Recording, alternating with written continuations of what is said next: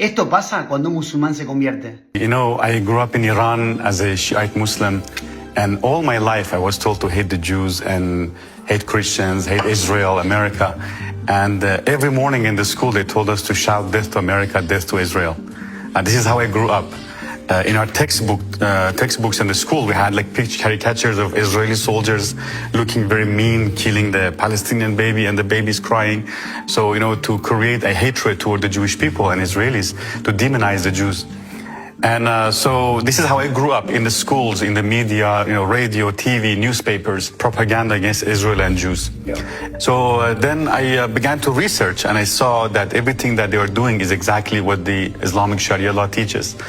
So I lost my faith in Islam. I knew. Were you religious as a young Muslim? Yes, I was very devout. My whole family, my mother, my sisters, were devout. We were going to mosques. And as a Shiite Muslim, we used to go beat ourselves, you know, on the streets. And everything they told us that Israel is doing to Palestinian, the Islamic regime was doing it to us. But I knew there was a God, and I began to cry out to God, and I began to look for him and search for him. I said, God, if you're real, who are you? If you're not real, what am I doing here?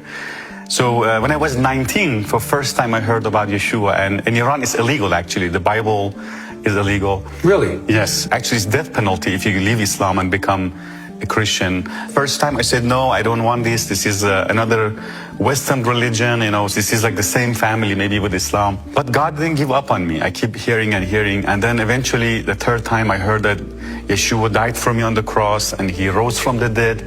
And if I believe in him, I'll be saved. Eventually I opened my heart. I said, okay, Yeshua, if this is true, if you died for me and you rose from the dead, then come into my life, show me. I want to see. I don't want to be deceived again by another religion. And the moment I say that, the heat went through my hand, the warmth, it went through all my body. I began to shake and I started crying, and I felt this love I had never felt before. I felt this joy and this peace. It's like as if someone lifted 300 pound of weight off my shoulder. Was this still in Iran? Or Yes, were you it's still in Iran, yes. I just began to have this love for people around me, even for people who tortured me and hurt me. I began to forgive them and feel love. Eventually, I began to look for a New Testament for the gospel. And as I read from Matthew chapter 1 through Matthew 5, I began to cry. And I saw that the difference. I saw Jesus was a Jew from Israel. Yeah.